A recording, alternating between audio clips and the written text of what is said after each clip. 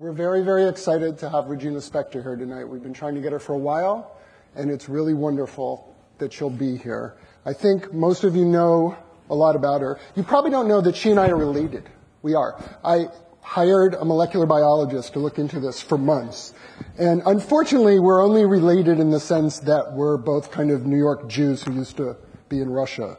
But I'll take it. And I think on behalf of all Spektors everywhere, Arlen, Phil, me, we're very, very proud to have her. I think most of you know much about her, so I won't talk a lot. She was born in Moscow in 1980. Her mother was a music professor there. Her father is a violinist and a photographer. She was an astounding musical presence from the day she started playing. She was a cult hit. Now she plays at places like the White House. She is writing music for a Broadway version of Sleeping Beauty that I think is going to open next year.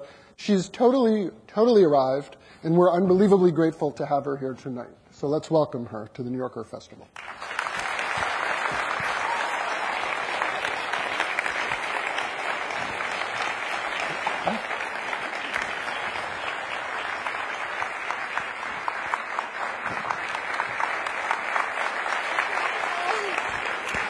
You sit there? Okay. Oh, I have to try and sit like a lady now. Okay, I forgot one important thing, which is we're going to talk for a while, and then instead of questions and answers, we're going to have Regina play, which I think would probably be more favorable to most people here. So, welcome. Thank you. She told me backstage that she kind of felt like these things were like having a homicidal maniac follow you around the parking lot. I'm not taking that personally, but I can understand how you feel. It wasn't personal. I didn't take it personally. I just thought I would tell hundreds of people. You started playing when you were 5, 6? Well, I'd say like for real 7. Oh, for real 7. Don't cheat on that stuff. Piano or? Yeah, piano. And classical music. Mm-hmm. Yeah, classical piano with a really nice teacher in Moscow. And do you miss that teacher? Do you ever see him or her? No, I've never been back to Russia since, so it's been 21 years, I think. I didn't actually know that. We'll get back to that. But I have written letters with her, and she's doing good. So you played with her until your family left when you were 10-ish? Is that about right? 9.5. We call that 10-ish in math. Yeah. The half is very, very important when you're that age. Yeah. Quarter, half. True. Were you conscious of being happy to go, or you just were a kid and did what your parents told you? I think it was mixed. I think that, there was a part of me that was, my cousin was here. We went together, Marcia, and we kind of had this whole thing where we pictured America like it was like Jungle Book. So everybody had like pet tigers and that they could talk to, and there were exotic birds. That was our vision, and we I don't know why, like somewhere in there it was a big safari. Everybody had fun and had pet animals, and we'd have these arguments. Well, I'm going to have 3 tigers. No, I'm going to have 4 tigers. How's that working out for you? It's not worked out, so I think there was a part that was like very, I don't know, I was just very excited. And wait, so like a 9-year-old girl living in Moscow is told she's going to move to America, and she says, "Oh my God, the place where they have all the tigers." No, like animals, not just tigers. Okay. All kinds of animals.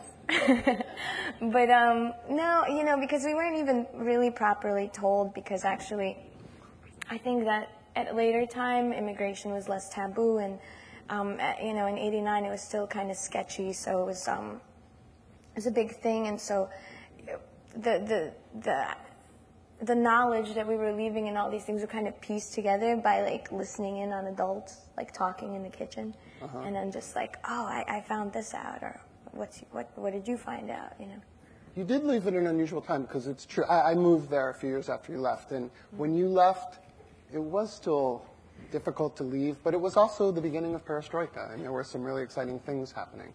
Did your family ever look back and say, maybe if we'd stayed, it would have worked out? Never. No. No. But you know,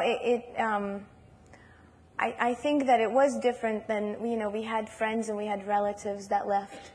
You know, there was that wave in 79, 78, 79, and it got closed, and you couldn't leave, and then it got reopened, and then people left in 89 and 90, and they had a very different experience than the people in 79, because the people in 79, a lot of them would, you know, apply for an exit visa, and they would get instantly fired, blacklisted. They would just, you know, and they couldn't, and then they sort of, it was kind of a dangerous position to put your family in, because you had to just wait indefinitely and hope that you got allowed out, and if you didn't, you could not have your job back, and all this stuff happened. And when we were leaving, it was already much more accepted, but it wasn't that accepted. I mean, I still had to tell everybody in second grade that I was moving to my grandma's house, like in somewhere. Well, upstate Moscow. Upstate Moscow. I love upstate. When I moved there, I had a great aunt, an old aunt, and when she was told this, she said, "You're going there voluntarily?" We spent 7 generations trying to get out. Right. Some truth to that, but it was fun. So, were you a disciplined musician as a kid? I mean, like did you like to practice? Did you practice hard? Did you consider it important, or was it just something you did?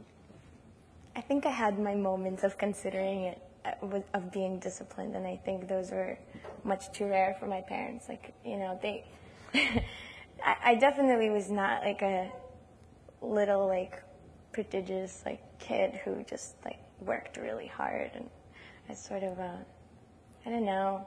I think that I wanted to, like, as soon as I heard something or my teacher gave me a piece, I wanted to instantly play it really well without any work put into it at all. I was sort of, why can't we do that? I mean, it seems so fun and simple and great. What a great way to do it. Like, just, you know, play some big piece and then, you know, and then just have the rest of the night off. but yeah, so I think that my parents are really amazing educators in their own, because they always took it seriously. Like, it wasn't like, you know, piano classes this 3 months and then baseball, those things. I think what happens in America a lot is people don't think of it as another education, but in Russia, many people who, like, they sent their kids for piano lessons. Like, even if the kid wasn't, like, going to become a musician, it was just another education. It's like, well, you don't take 1 year of math. I wish I did. I know some people like that. but you know, you just, I didn't mean to shun you guys. I know how to face everybody. I'm going to talk to the car. There's a car in the back. That's actually why we have the car there. Okay. It's going to be my focus point, to the accurate. See what I did there? Yeah. But, awesome. You're welcome. Whoever you are, I know you're listening. You just put a check next to something and got very happy. Talking to God or your parents? And I don't know, the Acura people. Oh, it's the same. Wait, sorry, Acura people. But yeah, I think that, no, my teacher took it really serious, and my parents took it really serious. And seriously serious. I'm in the New Yorker Festival. We're super mega serious. Okay, good. And I think that, you know, when I would slack, they would eventually they'd be patient and they'd be like, don't you want to practice them right now? Or, why don't you try this? Or, but then, you know, if I didn't, you know, then, you know, eventually my mom would just be like, well, fine, you know, next year you don't have to take piano lessons. I'd be like, no, please. Like, really? I said that to my daughter and she quit. No, but I think that was sort of the thing that I think is why, and even though I was a slacker and even though I really didn't want to work hard and had horrible self-discipline, why in the end I wanted to become a musician, is because I just loved it. Like, the idea of not doing it was so horrible and nightmarish, and as soon as it became like a real threat, I would just be like, and so I practiced. I don't actually believe you were a slacker. First of all, there are no young Russian Jewish slackers. Well, I know, but I also, the math gene skipped me, the chess gene skipped me. Like, there's all these things that... Believe me, it happens to us a lot, more than people think. You have the music gene, but you don't have the chess gene? Wow. That's like having one brown eye and one green eye or something. So you were playing classical music when you got here, but you had to give up your teacher and your piano, and you showed up in the Bronx. Mm-hmm. And then there probably wasn't an easy way to pick up where you left off. Yeah, I mean, I think that actually, I know talking to my parents, they had said that one of the moments that they really, one of the main points when they were figuring out whether they were going to leave Russia or stay, was that they kind of knew that I wasn't going to learn piano anymore, because it was very obvious. I mean, we had no money. Oh, you mean in America? Yeah, and it was going to be like, there's not going to be a piano, there's not going to be lessons, there's not going to be, and they actually considered staying in Russia for that, which I think they're staying in amazing. Russia for the piano. Wow. With the piano, yeah, it was amazing. I mean, they didn't, which shows how much they care. No, I'm just kidding. Because you really got screwed after that. I mean, but yeah, but then when we came, it was a trip. I mean, like everybody at that time, it wasn't just immigration wasn't just you get on a plane in Moscow and then you like show up to New York. It was like you go to Vienna first, and then you kind of stay there for a while, and then they let you go. They open the next gate, and then you go to Italy, and then some people stayed there. People stayed there from anywhere between like a month, and like some people stayed there for a year. So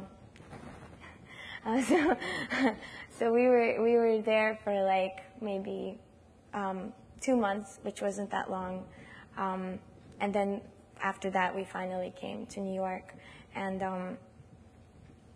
once we got here, we moved to the Bronx because there was a synagogue in Kingsbridge, which is right under Riverdale, which sort of started like this. They opened up this resettlement office type thing, and they wanted to help Russian Jews who were coming, and we were like, I think we were like of the first maybe 6 people that were there. Really? There was like another family there, I think, besides us, and then all these people started moving into this one building, and we were all like there. So then the point of that, losing my train of thought.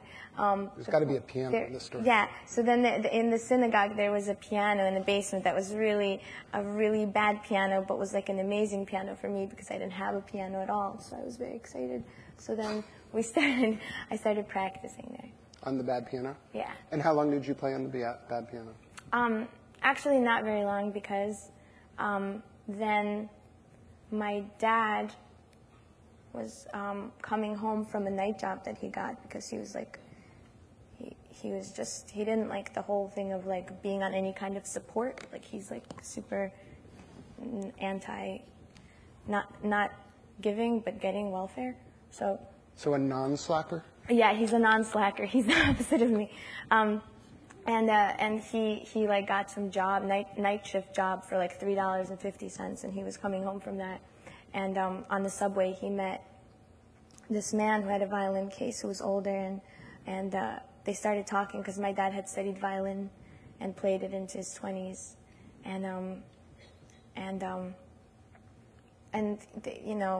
the man lived up in Riverdale and happened to go to our synagogue and said, me and my wife are going to go play a tour of duets, classical duets, and in Spain. And do you want to come to our house for like a lunch, and we'll play our program for you? And my dad was like, came home like super excited, like, yes, we're going to get to hear some classical music, because like I think you do have to be like, I mean, you have to be either very well connected with the local conservatories or rich to hear classical music in America, or just listen to classical radio, so long as it continues to exist. Please, that's not to the Acura people, that is to God. Please let classical radio continue. And so we were very excited, and we went there, and then from then on, Sonia, who was the pianist and the wife, taught both me and my cousin Marcia free piano lessons till we were 17. Really? Which is insane and amazing and kind and generous. Great country. No tigers. Yeah.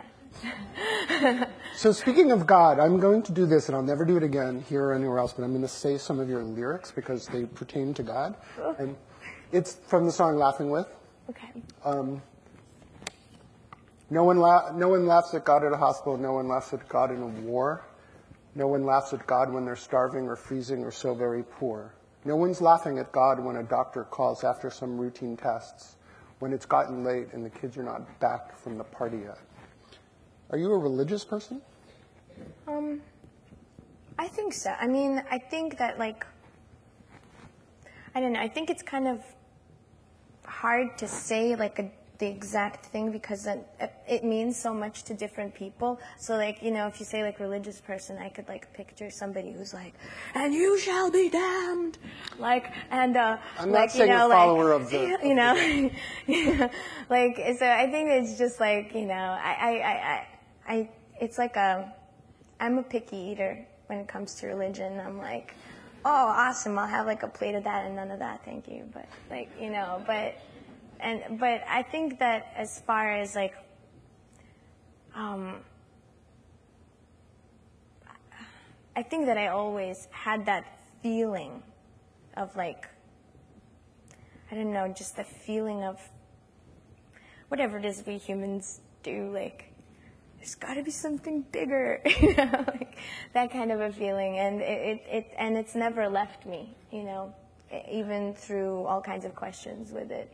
And kind of, and being that, you know, I'm a Jew and a Spektor at that. Many of us are. Do you know that they say that it probably comes from the word inspector? I heard something much worse, but... Okay.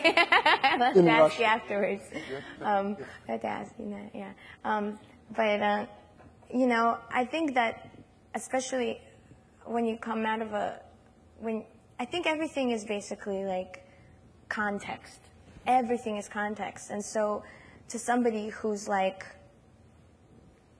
who is from a country where all religion was illegal and traditions were squashed and practices weren't allowed, and then you come to a place where, you know, you watch your parents get so excited and they're like, you know, moments where, like, my dad is like, oh my God, I think that time when my grandfather took me and my brother to those woods, he did like a secret bar mitzvah on us, you know, like stuff like that, like, because it's just like, you know, it's like you don't know, or like, you know, and it happens a lot where, like,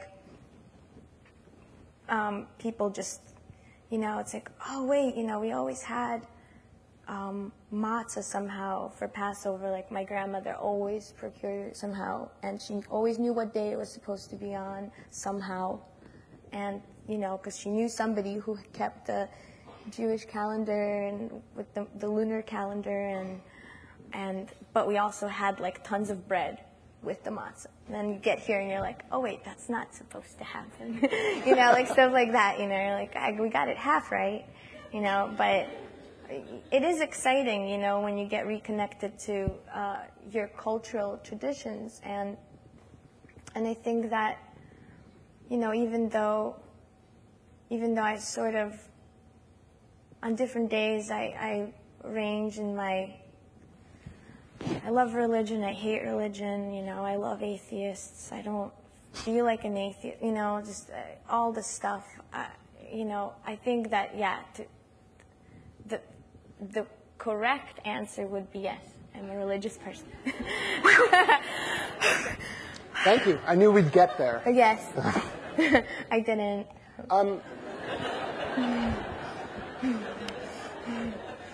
Okay. What moved you? You are not a classical musician anymore. You're a doyen of Brooklyn. You're an independent superstar. You're something else. Was that a desire? Did it just happen? Well, at a certain point, it became a desire to write songs, and but I never had the desire to not be a classical musician. It just sort of was like, it just naturally happened, like the way that, like, you know, if the person wants to be like in the Guinness Book of World Records for being like the tallest person in the world, but they stop growing at like 5'3". It just, at a certain point, so that dream goes away. Yeah. You know, it's like, and then they get other dreams, and maybe they notice something else about themselves that they didn't notice because they were like really busy wanting to be in the Guinness Book of Records for the being tallest person in the world. But that's sort of what happened, basically. That's clear, right? Yeah. It felt very clear. Thanks for sharing. So I heard this thing. I don't know if it's true, but it involves wandering in the Israeli desert, which there's a lot of stories over the last few thousand Jesus years. did that. Everyone's been doing it. But apparently that's how you started writing songs? Yeah. By wandering in the desert? Yeah. Well, I mean. Do you wish to explain? No, let's just let that one lie.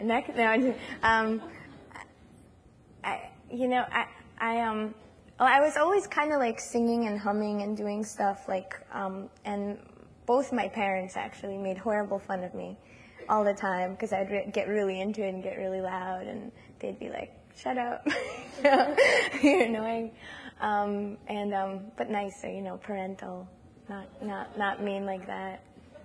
So I was just like, okay, I'm not really peeling off all my fingers because I'm nervous. Cool. I was like, okay, you know, I'm not a singer, but I like to sing in the shower, so I'm gonna continue to do that. Like, all of us have that right. If we have a shower, we can sing. So. Yes. That's actually in the Constitution. Yes.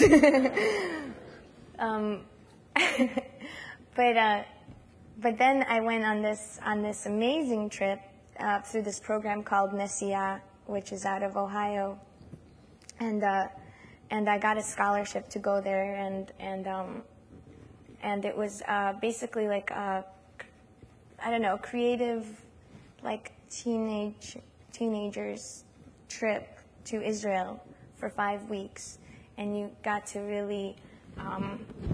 It's basically, I don't know, it's a transformative, like, amazing, growing experience because, first of all, I met kids and I was like, okay, I'm not insane. Like, I'm not an insane person in my high school. Like, there's other people that think like me, and it's cool. Like, it's, you know, because I think that for a lot of, you know, to be all, like, cliche, but for a lot of, like, creative kids in high school, it's, like, kind of hard because you can't really figure out how to express it, and there's only so many times you can hear somebody be like, somebody forgot to take their medication, you know. It's like, you're like, okay, I get it, but like, you're dumb, you know.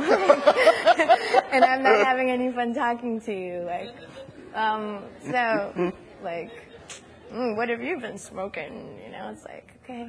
This all happened at the yeshiva? Yeah. Wow. Are you shocked? A little bit, yeah. No, I think that it happens in a lot of in just a lot of places where there's, you know, kids. I mean, kids aren't like, there's not like there are some schools that are like for, you know, like creative kids or some sort of like, you really care about music and we're gonna put you all in this place and, you know, teach you stuff, but. But when I went to try out for one, my parents didn't let me go because everybody had piercings and tattoos. So then I ended up going to yeshiva instead, where I got an incredible education. That's the thing. Like, I thought you were going to say you got an incredible tattoo. The education there was amazing, and I loved like a lot of the rabbis because it was a double curriculum, and a lot of the rabbis were like these amazing. I mean, it's funny too because it's like in yeshiva, at least my experience of it, the really older rabbis who are like 90 and have the big white beard, they're just like really into all your questions, and there's nothing that you'll say that they won't come back the next day and they've researched it and they'll be like, well, actually, that Rivka, that question you asked, this one rabbi in 1500s said the same thing, and I was like, cool, And then it's like the younger guys who are like, don't ask that, What kind of a question is that? Heretic, But so anyway, I went to Israel on this trip, and it was amazing, and all these kids were amazing. They were from all over America, and some of them were from Israel, and we had to hike in the Negev, and I was really, now I'm like sportier than I've ever been, and it's just because I go on tour and I run on the treadmill and watch like CSI. But or Law and Order. Law and Order will let you run for an hour on the treadmill very easily. But Be happy to hear it. In high school I was extra non-sporty. And so here we are like in Israel in like July in the desert, like hiking for like, I was in hell. And I think I would start humming and doing stuff, and then there were some kids that were like, you have a really good voice. I'd be like, no, I don't. My parents told me I suck. And then I started kind of singing more and more songs there, and everybody was very encouraging. And by the end of the trip, they were like, when you go back to New York, you should try and learn an instrument. And I was like, oh. You were already there on that one. Yeah, so then I started writing songs, and they were really shitty songs, very bad, like horrendous, like diary entry, like Oompa Loompa, like fucking bad songs. I don't believe you. It was horrendous. No, I there are some tapes that I can. Where would you find like, those? They make me want to like never play again. I just had to be like, but I got past that, right? It's not like that anymore, right? Now, I promised you I wouldn't talk about your creative process, but I'm a journalist/liar. You promised me. I'm not going to ask you, but I'm going to ask you kind of around it. Okay. You're a big reader. Do you sit down and say, today I'm going to write a song, or? I wish I could. That's not a creative question. It's a technical question. It's a technical question. Okay. No, I think that I get like in moods where I'm just like, I really, really, really want to write a song already. And I think it changes. Like sometimes I'll write a lot right away, and sometimes it'll be a long time, and then I won't write for a long time. And I remember like the first time I didn't write for a really long time when I entered college, and I was like, awesome, like I went to the conservatory and now I'm broken. Like I am never going to write another song again. And then I started writing songs, and I thought they were better than the ones I had written before. So now after like years of like torturing myself and being like, oh no, I'm broken. Oh, I'm fixed. I wrote a song. Oh no, I'm broken again. So now I've just like been like, okay, that's how it happens. And I sort of promised myself that if I ever like didn't write songs anymore because they just like didn't happen to me, then I'd just do something else that was like happening. Like I don't ever want to like, I've never had to like write a song, and I never will. So you see songs as happening to you? Yeah, they feel like it's not like you're just like, oh, and like you're like some like, thank you, universe, for this word, Like, it's not precious, you know, it's not like holier than thou crap, but it definitely feels like, at least a part of it feels like it's happening, and then you just start interacting with it, and then you feel that great, it's an amazing feeling because, you know, it's like, I don't know, I mean, for someone non-sporty, I'm going to say a thing that I picture it like, that's a very sporty thing that I could never do in my life.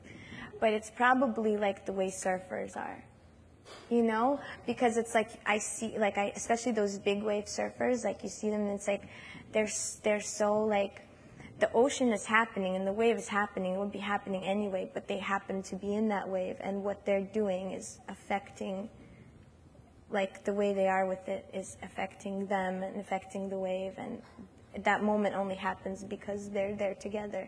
So I think that's kind of how songs are. See, that wasn't actually that painful.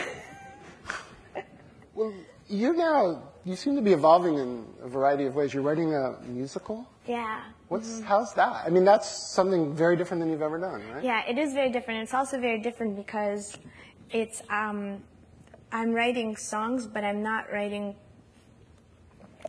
to somebody else's lyrics. Michael Corey is the lyricist. There's Tina Landau, she's written like the story and the dialogue, and it's her like concept, and then Michael Corey is writing all the lyrics and I'm writing the music, so I'm just How is that a composer. Collaborative work isn't your thing? I was terrified of it because I'm like a control freak, and I was like, oh no, I'm gonna hurt these people, you know. But actually it's like amazing, and I think because it is so collaborative, like everybody listens to everybody else, and everybody participates, and it's like, because we all love the story so much, and it's really amazing. I mean, it's loosely based on Sleeping Beauty, but wow, I really am shunning you. I don't mean to. I don't know how to do this. It's loosely based on Sleeping Beauty, but it's completely insane, and it's not Sleeping Beauty. But everybody sort of, we sit together and we talk about, well, how do they feel, or what might it sound like, or I don't know. I think that might not be the right way, you know. And everybody is, and then these like little things of like happen where it's like they'll say this one sentence and I'll be like, oh, I know exactly. I could hear it now. I couldn't hear it, and now I know exactly what it's supposed to sound like, and then I'll write it, and then I'll play it, and I'll be like, yes, I didn't hear it like that at all, but actually this is now how I hear it. Or you know, some other thing where, you know, I'll say a word, or I'll be like, I actually was picturing him more like this, and Michael will be like, oh, okay, I got it, I'm going to write these lyrics, and then they're like exactly what I was like picturing. Yeah, so it's very fun. How far along are you? We're almost done with like the writing process of it. It's been a while, like on and off, because also we all like do a billion other things. Really?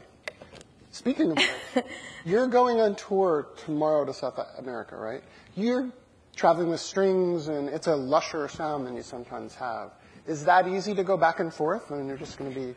No, I think I'm actually like very curious as to what I'm going to play and how it'll go, and if I will remember anything. I hope for your sakes I will, and if I don't, then I don't know. We'll forgive you. I know what to do. I'll try and tap dance. No. If you don't remember anything, we're going to talk some more. Okay. Oh God. How's that for a That's threat? motivation.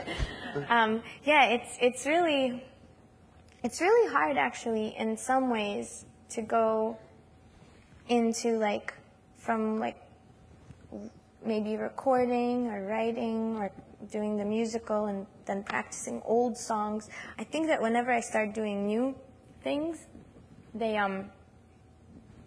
like push out all the old things, and then it's like somebody dragged the folder into trash, and then I have to like come back, and it's like, could you play these 10 songs that you've played like a million times? And I'll be like, I don't know, guess somebody threw it out, you know.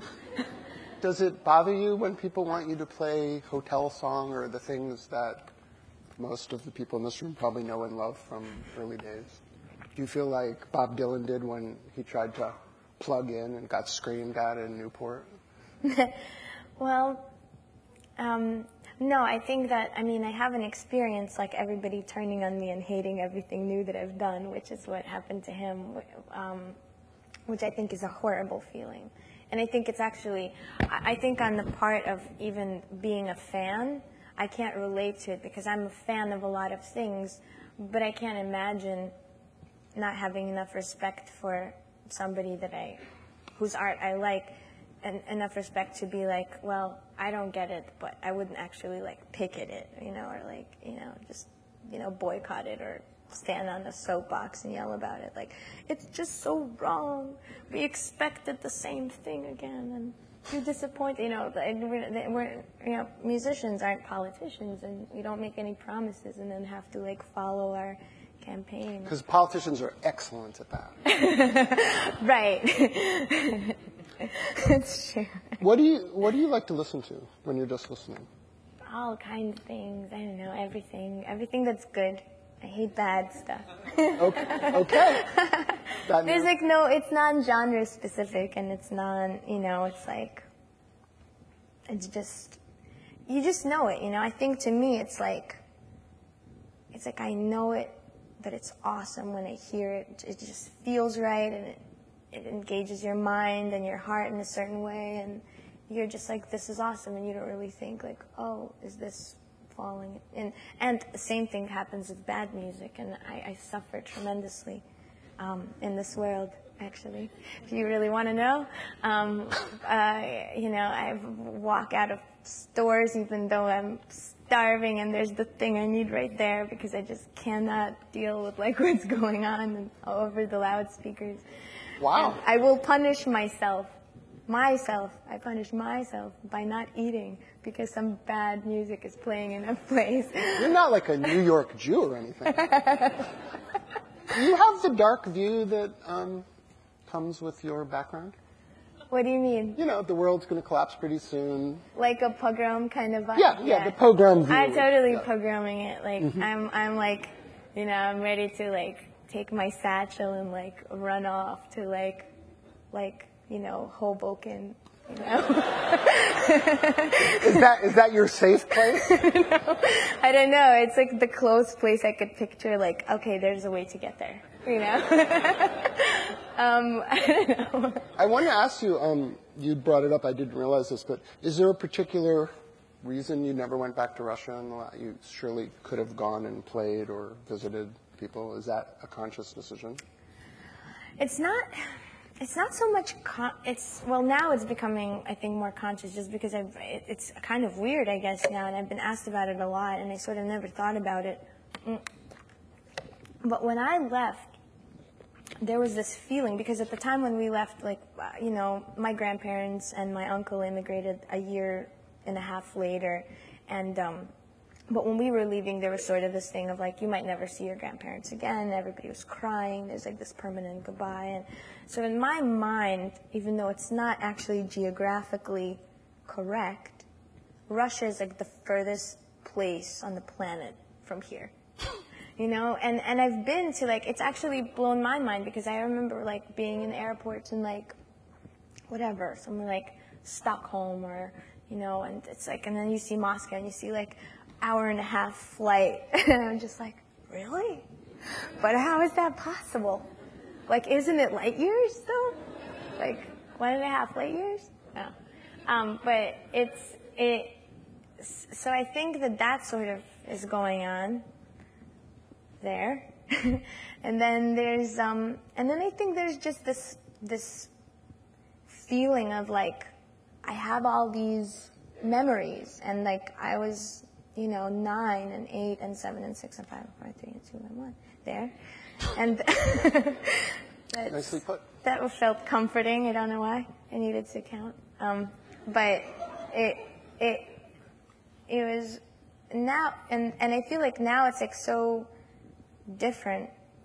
And even though, and I feel like it's sort of like, if I knew for sure, like if somebody could guarantee it and like sign a contract and like that they would uphold, that all my old memories would not be in any way, one of those like small print, like your memories will not in any shape or form be like changed, morphed, affected by the new things you will see. They will not be deleted. They will, like a standard contract. Yeah, like a contract. Then maybe it would be easier, but because there is no contract and there is no guarantee and nobody can like do that, then I'm just sort of like, at all times I'm like weighing like, well, do I kind of go back and kind of take that chance and see like the McDonald's in Red Square and all that, like all the billboards and all the stuff that's, because I think that, even though for all its an understatement of the century, uncoolness of the Soviet Union, like it had its incredible things, which were like, there were this kind of moments of community that don't happen in a capitalist society, and there was a kind of I don't know, like just like a kind of and maybe it's because I'm a kid and so naive, and it wasn't that at all. I mean, people standing on lines to like for 4 hours to bring some food back to their kids is not like a kind of charming innocence. Like it's like really fucked up.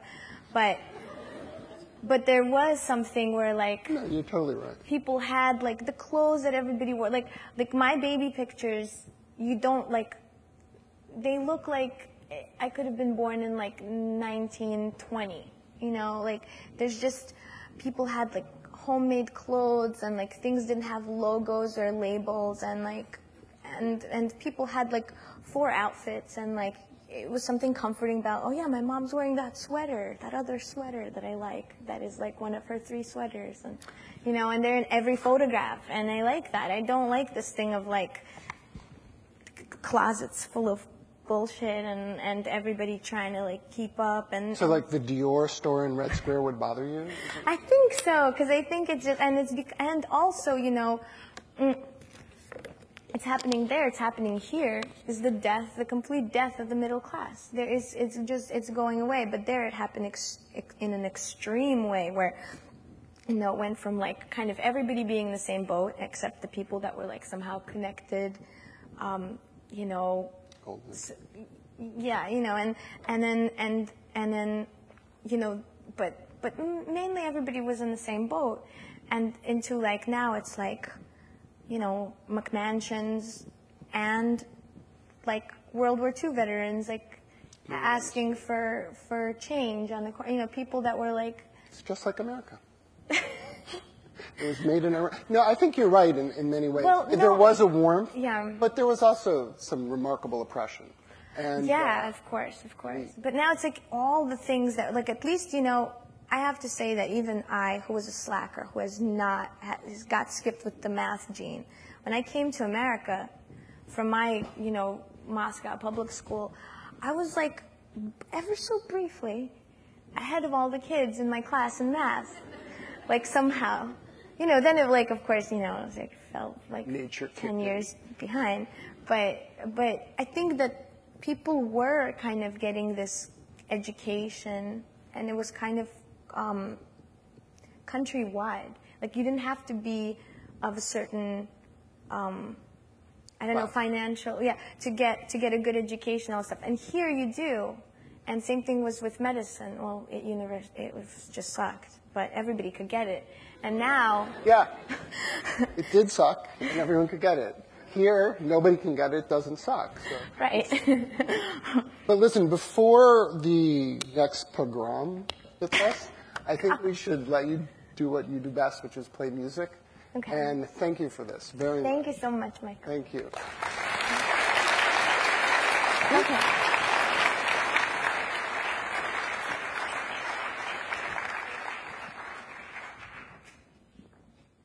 I wish I could take this thing off. I have like this pack on me.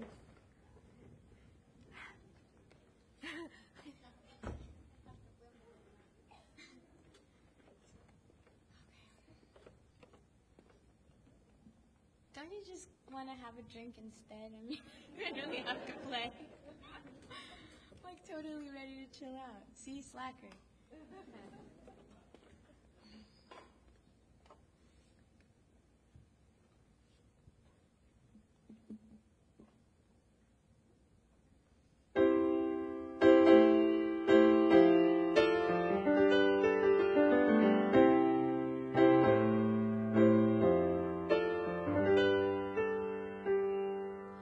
Come and open up your folding chair next to me.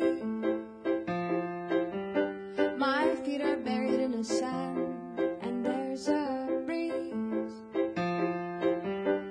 There's a shadow, you can't see my eyes.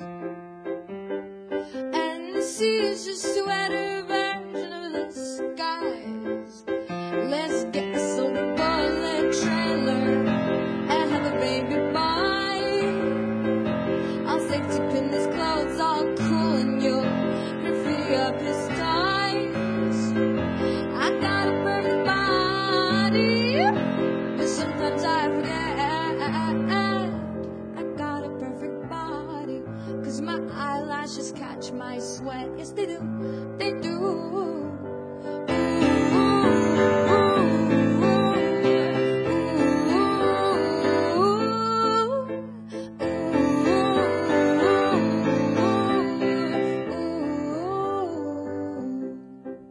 Now I've been sitting on this abandoned beach for years,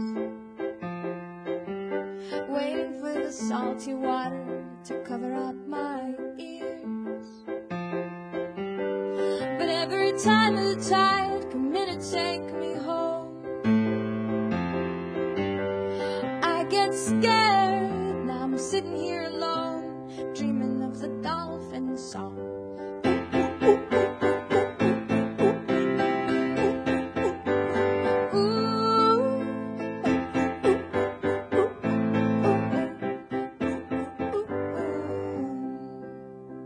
Maybe one day you will understand I don't want nothing from you but sweetly hold your hand.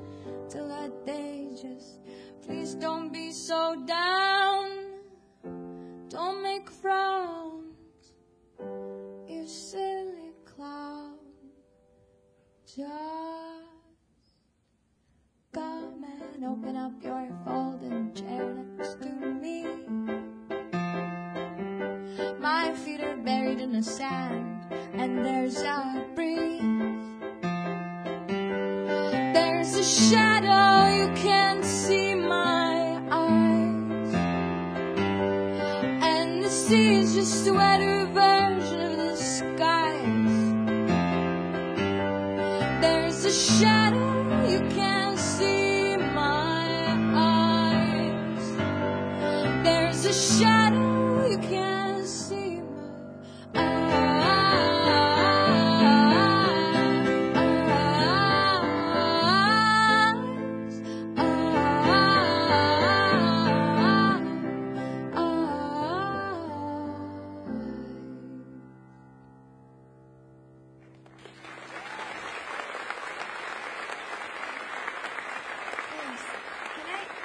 Sorry, can I ask you not to take pictures just because it messes with my my brain parts?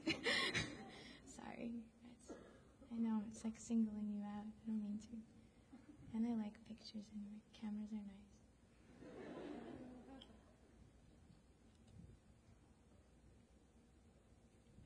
I can actually tell you what they'll all look like this.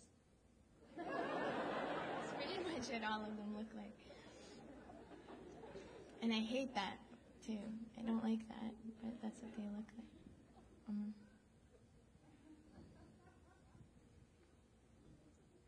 He stumbled into faith and thought, God, this is all there is. The pictures in his mind arose and began to breathe. And all the gods and all the worlds began colliding on a backdrop of blue.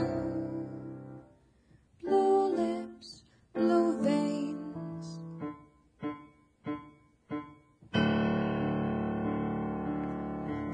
a step, but then felt tired. He said, I'll rest a little while. But when he tried to walk again, he wasn't a child. And all the people hurried past real fast, and no one ever smiled.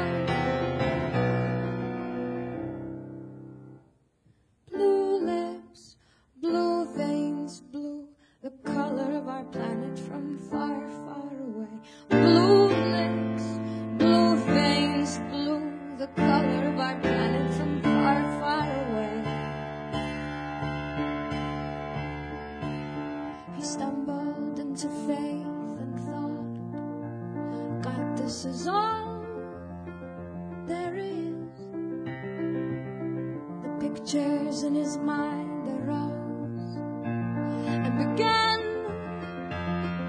to breathe. And no one saw, no one heard. They just followed the lead. The pictures in his mind woke and began to breathe. They started off beneath an olive tree, and they chopped it down to make a picket fences, and marching along the railroad tracks. They smiled real wide for the camera lenses. They made it past the enemy lines just to become enslaved in the assembly lines.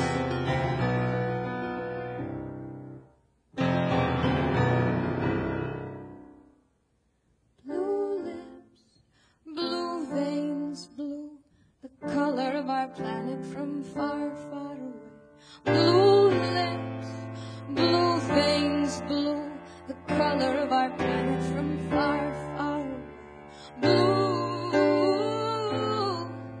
the most human color. Blue, the most human color. Blue, the most human color. Blue lips, blue veins, blue, the color of our planet from far, far away.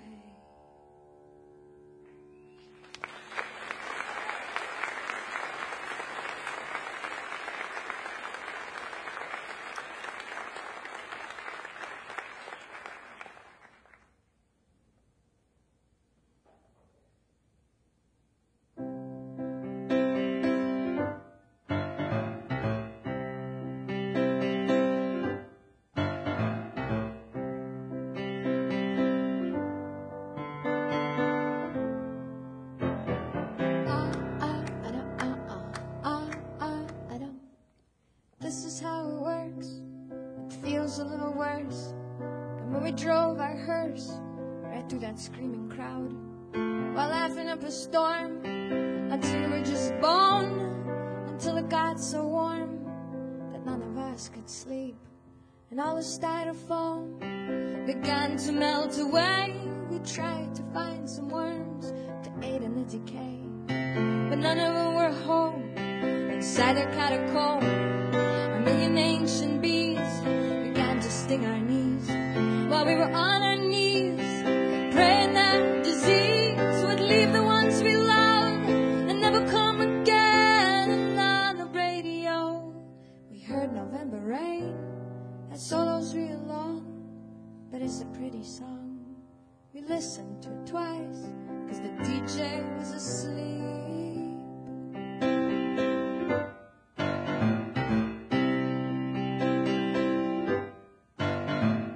This is how it works.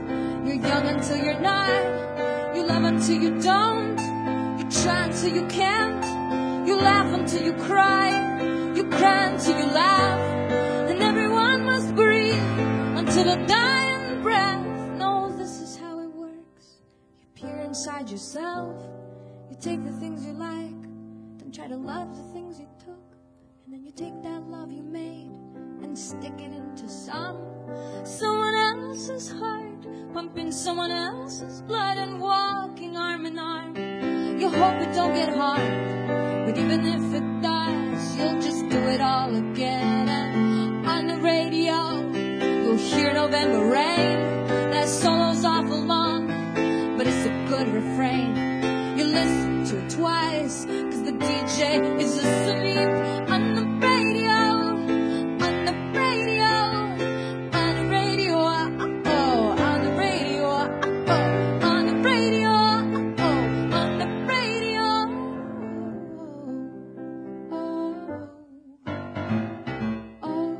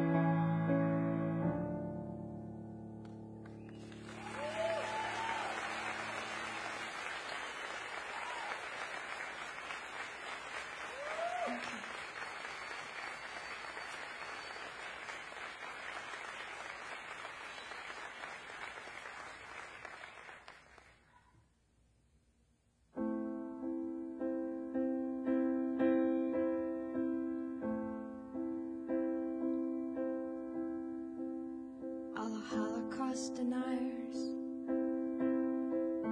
to a bathhouse warm and quiet. Complimentary soap, complimentary haircut, and gas them up until they know that all ink stains on her wrist mean business, and God as the almighty witness. I wish they'd cure the friendly neighbors from the disease which makes them haters. You who accuse the dying of lying can't tell fake from honest crying. Argentina steakhouse, Swiss bank gold card ain't gonna help you where you're going at. So who'll be the Jew to make the papers? Drenched in blood up to your blue Jew eyeballs. And God and his almighty wisdom may somehow grant an open season on the Holocaust deniers in a bathhouse warm and quiet. Complimentary soap, complimentary haircut, and gas them up until they know that all the ink stains on her wrist mean business, and God is the almighty witness. I wish they'd cure the friendly neighbors of the disease which makes them haters.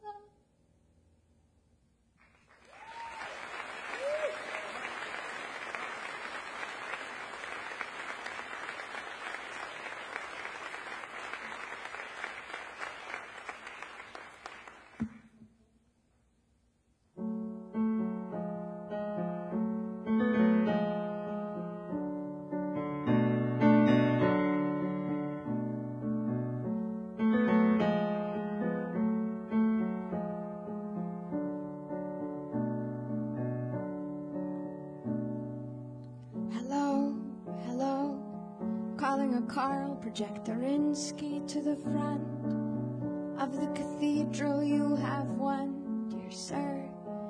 May I congratulate you first? Oh, what an honor. Human of the year, and you've won. Human of the year, and you've won. Why are you so scared? You stand there shaking in your pew. The icons are whispering to you, they're just old men, like on the benches in the park, except their balding spots are glistening with gold. Human of the year, and you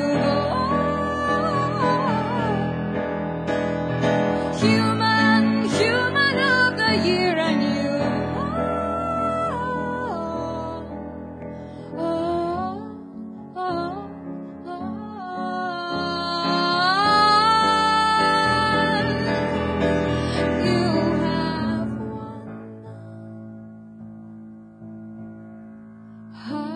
hallelujah.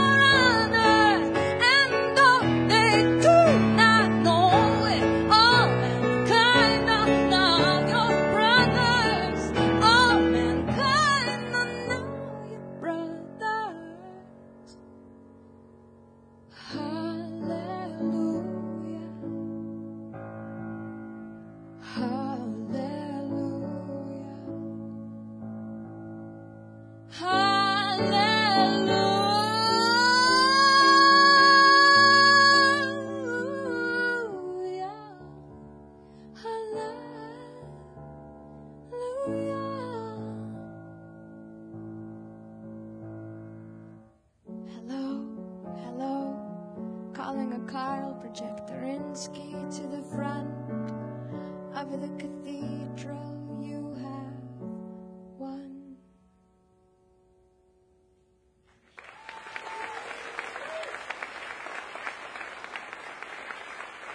Thank you.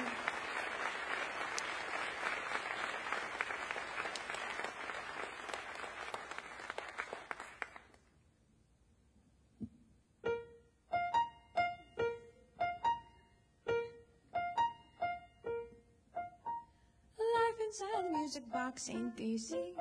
The mallets hit the gears are always turning, and everyone inside the mechanism is yearning to get out and sing another melody completely so different from the one they're always singing. I close my eyes and think that I have found me, but then I feel mortality surround me. I want to sing another melody so different from the one I always sing, but when I do the dishes, I run the water very, very, very hot, and then I fill the sink to the top with bubbles of soap, and then I set all the bottle caps on the float, and it's the greatest voyage in the history of plastic. And then I slip my hands in and start to make waves, and then I dip my tongue in and take a taste. It tastes like soap, but it doesn't really taste like soap. And then I lower in my whole mouth and take a gulp and start to feel mortality surround me. I close my eyes and think that I have found me, but life inside the music box ain't easy. The mallet hit the gears are always turning, and everyone inside the mechanism is yearning to get out and sing another melody completely. Is yearning to get out, is yearning to get out, is yearning to get out.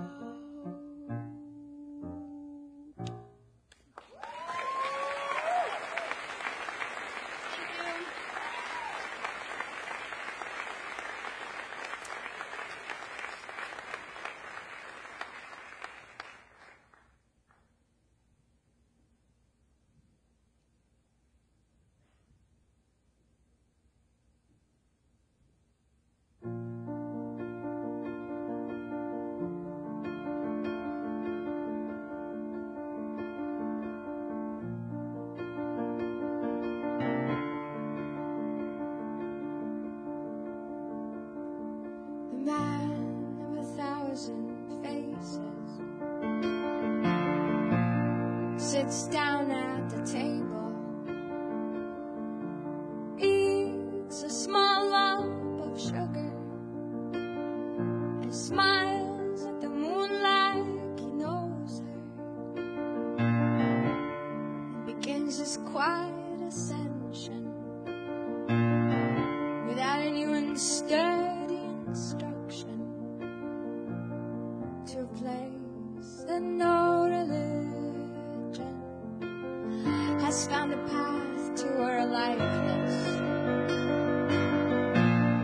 His words are quiet like stains are, and a tablecloth washed in the river, stains that are trying to cover for each other, or at least blend in with the pattern.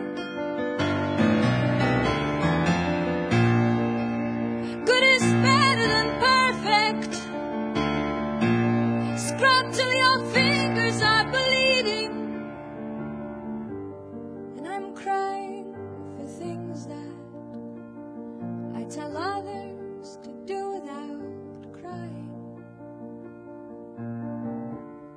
He used to go to his favorite bookstores and rip out his favorite pages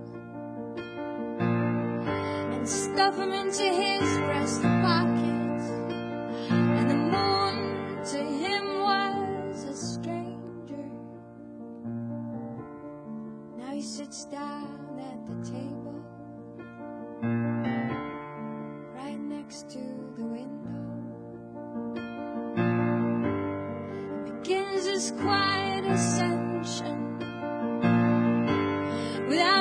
under steady instruction to a place and no religion has found the path to our likeness, and he eats a small lump of sugar and smiles at the moon like he knows her.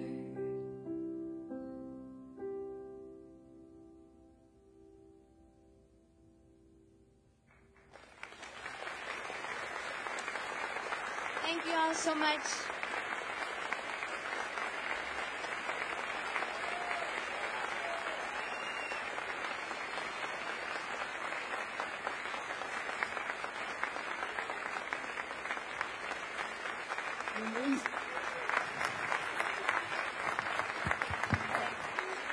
The amazing Regina Spektor.